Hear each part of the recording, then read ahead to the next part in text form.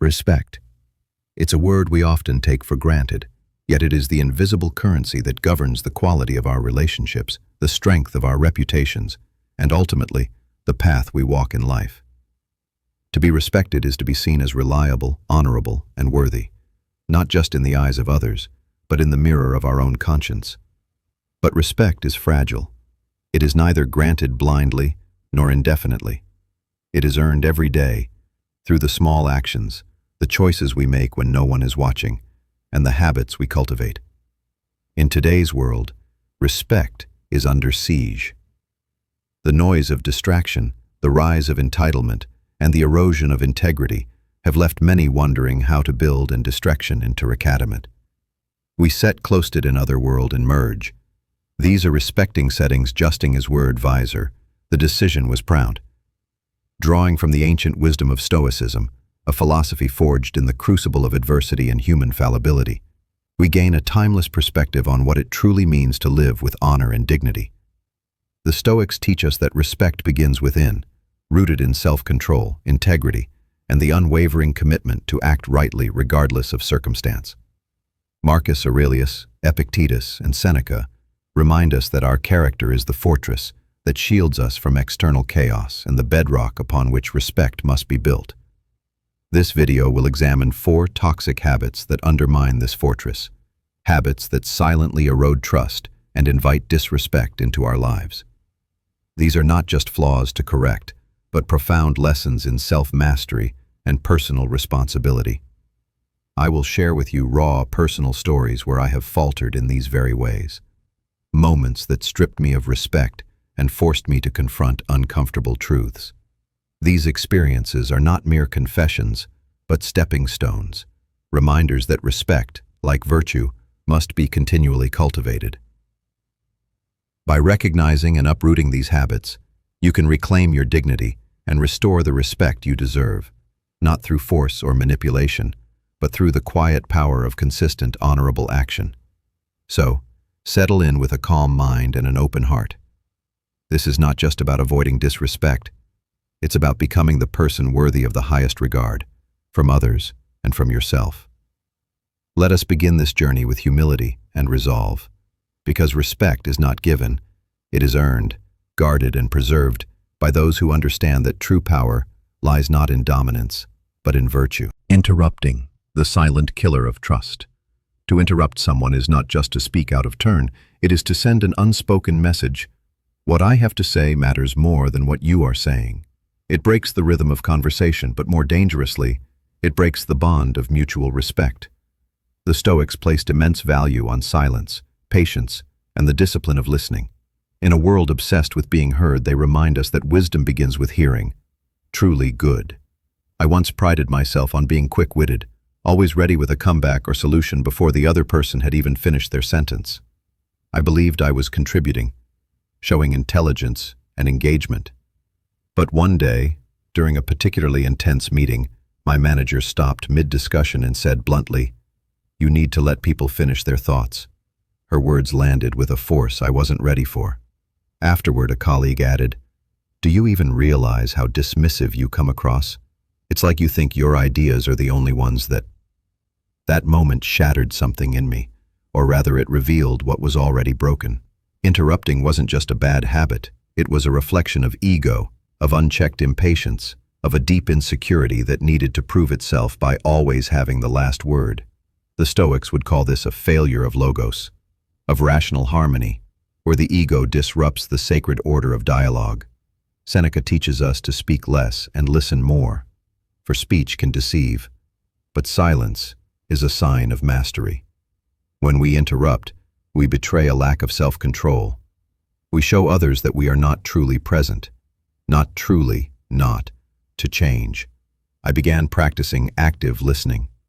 When someone spoke, I resisted the urge to prepare my response. Instead, I gave them space, real space, to be heard. And I noticed something remarkable. Conversations became deeper. People opened up more. I learned things I would never have known if I had kept talking. Interrupting isn't just rude, it reveals what we value. And if we value only our own voice, we will lose the voices of others.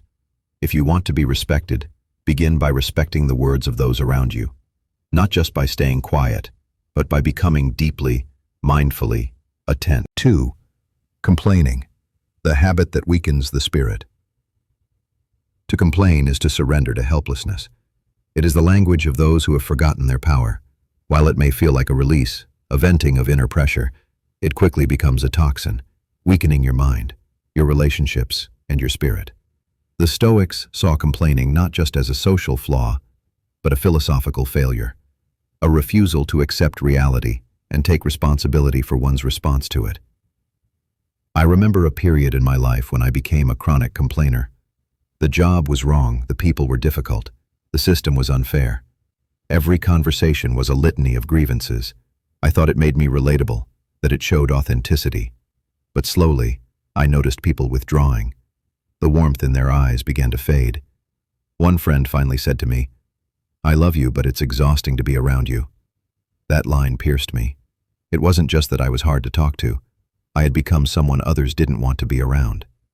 The Stoics teach us that we must not waste our energy, lamenting the conditions of our life. Marcus Aurelius wrote, "You have power over your mind, not outside events. Realize this, and you will find strength." Complaining steals that power. It traps you in the illusion that the problem is always out there, never within.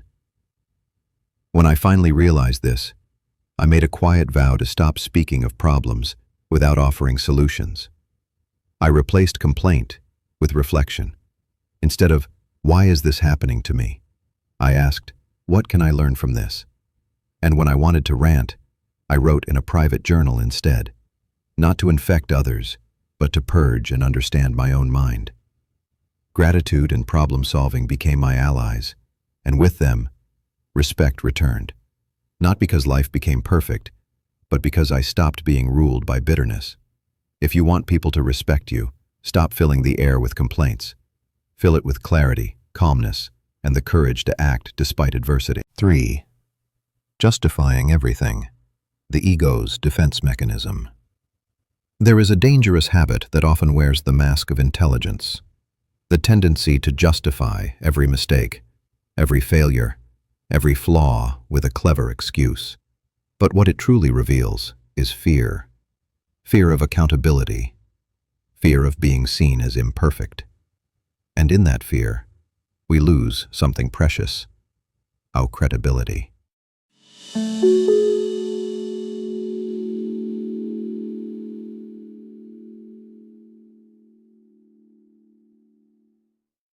For a long time, I was quick to explain away my shortcomings.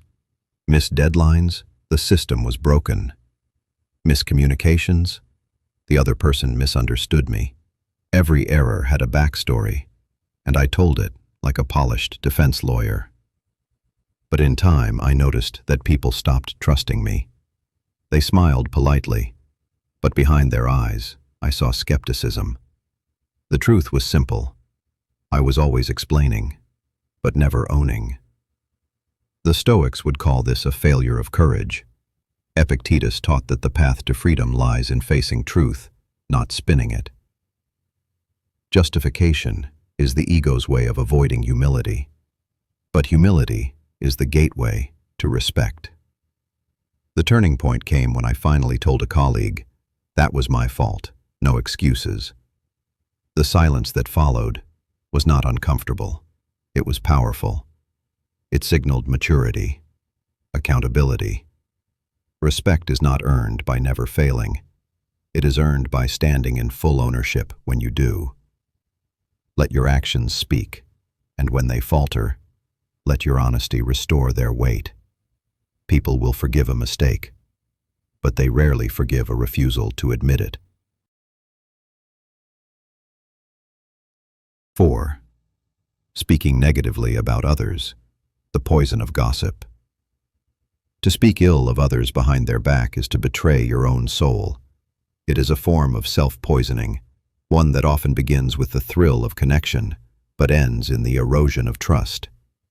Gossip is cheap currency. It buys attention, but at the cost of integrity. I once found myself in circles where sarcasm and judgment flowed freely. It felt like bonding. We laughed at others' expense. But over time, I noticed something hollow in that laughter. And worse, I noticed that the same people I gossiped with began to gossip about me. Trust became an illusion. The entire environment became one of suspicion. Seneca warned that he who indulges in gossip diminishes himself.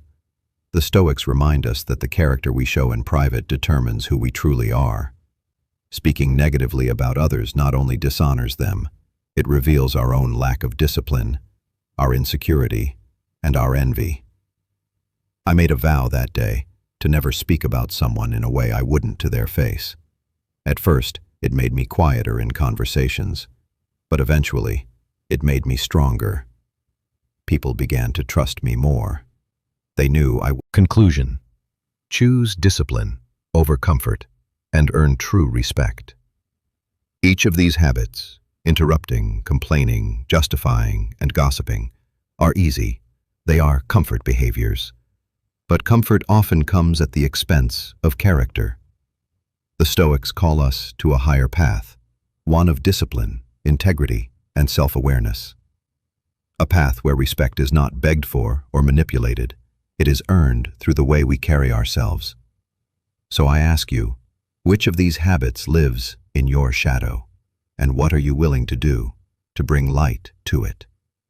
If this message spoke to you, subscribe to Beyond Vision Mindset and join our mission to live with virtue, purpose, and unshakable inner strength. Leave a comment below. Which of these habits are you working to change?